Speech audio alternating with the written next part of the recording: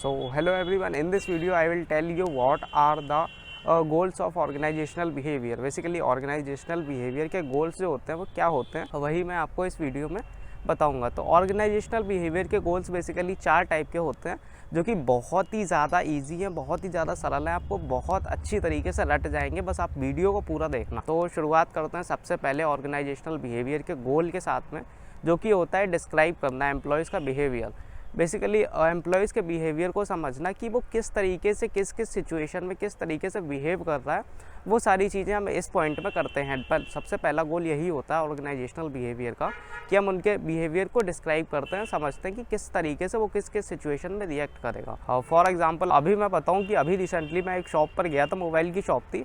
उस बंदे का लिटरली कुछ हो गया होगा रिपेयरिंग से रिलेटेड या कुछ भी उसका नुकसान हुआ होगा, ऐसे ही कम से कम 1500 रुपये का नुकसान हो गया होगा। एंड वो बंदा इतना ज़्यादा फ्रस्ट्रेटेड था एंड उसका बिहेवियर भी अपने कस्टमर्स के साथ में बहुत र्यूडली हो गया था, क्योंकि जो है उसका नुकसान हो गया था केवल 500 या 1000 रुपये का, जबकि उस बंदे का टर्नओवर महीने का कम से कम 5-6 लाख रुपए तो आराम से होगा ही उस शॉप का लिटरली। उसके बाद भी उसका जो बिहेवियर था वो इस तरीके का था। तो मैं किसी के ऊपर कमेंट नहीं कर रहा, बट स्टिल आपको एक एग्जांपल दे रहा हूँ कि कोई कोई बंदा होता है जो काफ़ी ज़्यादा लॉस हो जाता है, उसके बाद में भी अपने बिहेवियर को कंट्रोल में रखता है। बट कोई कोई जो इंसान ऐसे होते हैं कि अपने बिहेवियर को कंट्रोल में नहीं रख पाते हैं। तो वही चीज़ हम इसमें डिस्क्राइब करते हैं, समझते हैं कि कैसे कोई बंदा अलग अलग सिचुएशंस में रिएक्ट करता है। तो अब बात करते हैं ऑर्गेनाइजेशनल बिहेवियर के सेकेंड गोल के बारे में, जो कि होता है अंडरस्टैंड करना। आपने ये तो समझ लिया कि जो ओवरऑल बंदे का बिहेवियर है वो किस किस तरीके से बिहेव करेगा अलग अलग सिचुएशन में, बट उसको अंडरस्टैंड करना भी ज़रूरी होता है कि यार आखिर वो बंदा बिहेव कर रहा है तो ऐसा क्यों कर रहा है। फॉर एग्जांपल मैंने आपको एग्जांपल दिया था कि वो शॉप वाला जो है काफ़ी ज़्यादा फ्रस्ट्रेटेड हो गया था, वो जो है पैसे को लेकर, केवल उसका 500-1000 रुपये का नुकसान हुआ था इसको लेकर। अब ये जो अंडरस्टैंड करने वाला पॉइंट है, हम इसमें यही समझते हैं कि आखिर वो बंदा इतना ज़्यादा फ्रस्ट्रेटेड हो क्यों गया था। सिर्फ एक छोटे से लॉस के बारे में, 500-1000 का लॉस भी छोटा नहीं होता, बट स्टिल जिसका टर्नओवर 5-6 लाख रुपए पर ईयर का जाता है उसके लिए तो इतना बड़ा इशू नहीं होना चाहिए मेरे अकॉर्डिंग तो, कि वो अपने कस्टमर्स पे ही ज़्यादा र्यूडली बिहेव कर ले। किसी के साथ इस तरह से कोई कैसे बिहेव कर सकता है, नहीं करना चाहिए।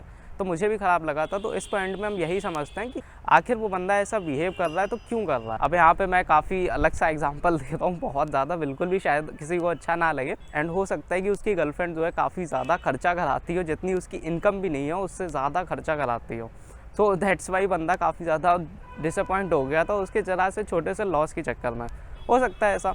तो ये सारी चीज़ें हम अंडरस्टैंड करते हैं कि आखिर में बंदा जो है बिहेव कर रहा है तो वो ऐसा कर क्यों रहा है, किस लिए ऐसा कर रहा है। अब बात करते हैं ऑर्गेनाइजेशनल बिहेवियर का जो थर्ड गोल है उसके बारे में।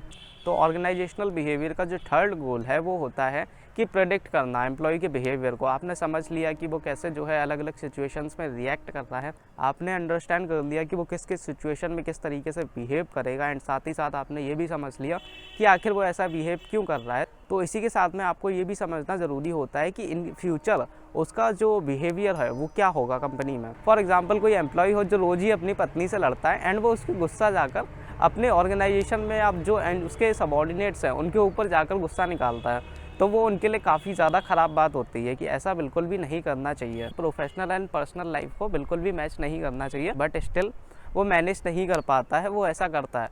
तो इस चीज़ को हमें प्रेडिक्ट करना भी ज़रूरी होता है कि इन फ्यूचर उस बंदे का जो बिहेवियर है वो किस तरीके का होगा। तो अब जाहिर सी बात है, जब जनरली वो अपनी पत्नी से लड़ता है तो उसका बिहेवियर जो है फ्रस्ट्रेटेड ही रहेगा जब तक उसकी पत्नी का झगड़ा ख़त्म नहीं होता तब तक। तो पता नहीं ऐसे एग्जांपल्स कहाँ से माइंड में आ रहे हैं, बट स्टिल जो है आपको समझाने के लिए काफ़ी ज़्यादा हेल्प करेगा। अब बात करते हैं ऑर्गेनाइजेशनल बिहेवियर के चौथे एंड लास्ट गोल के बारे में। तो वो होता है कि कंट्रोल करना हो बिहेवियर को। अब आपने बिहेवियर के बारे में सारी चीज़ें समझ ली हैं, अंडरस्टैंड भी कर ली है। फिर इन फ्यूचर में जो बिहेवियर होगा एम्प्लॉय का वो भी आपने समझ लिया। तो इसके बाद में जो चीज़ आपको करनी है वो होता है कंट्रोल करना उसके बिहेवियर को। लाइक उसके बिहेवियर को मैनेज करना कि कैसे अपने एम्प्लॉयज़ के साथ में वो डील करे, उसको बताना, धीरे धीरे समझाना कि भाई तू एक काम कर, ऐसा मत कर, बिहेव मतलब थोड़ा सही से बिहेव कर ले। अगर वो बंदा प्रोफेशनल और पर्सनल लाइफ के बीच में मैनेज नहीं कर पा रहा है तो आपको ये चीज़ उसको सिखानी पड़ेगी, समझानी पड़ेगी कि वो बंदा पर्सनल एंड प्रोफेशनल लाइफ दोनों के बीच में डिफरेंस कर ले ईजिली। पर्सनली वो अपना टाइम अलग रखे एंड प्रोफेशनली वो अपना टाइम अलग रखे, दोनों को मिक्स एंड मैच ना करे। तो ये सारी चीज़ें आपको एम्प्लॉयज़ को समझानी पड़ेंगी और यही होता है कंट्रोल करना ओवरऑल बिहेवियर को। सो आई होप आपको ये टॉपिक समझ में आया होगा ऑर्गेनाइजेशनल बिहेवियर के गोल वाला। एंड इस वीडियो के रिगार्डिंग अगर आपकी कोई भी क्वेरी या किसी भी टाइप का कोई भी क्वेश्चन है तो भाई लिटरली कमेंट में जाओ, वहाँ पर जाके कमेंट करो। एंड इस टॉपिक के जितने भी नोट्स हैं वो तो आपको डिस्क्रिप्शन बॉक्स में मिल ही जाएंगे, अब वहाँ से इजीली पढ़ भी सकते हो एंड डाउनलोड भी कर सकते हो इजीली। Thank you everyone.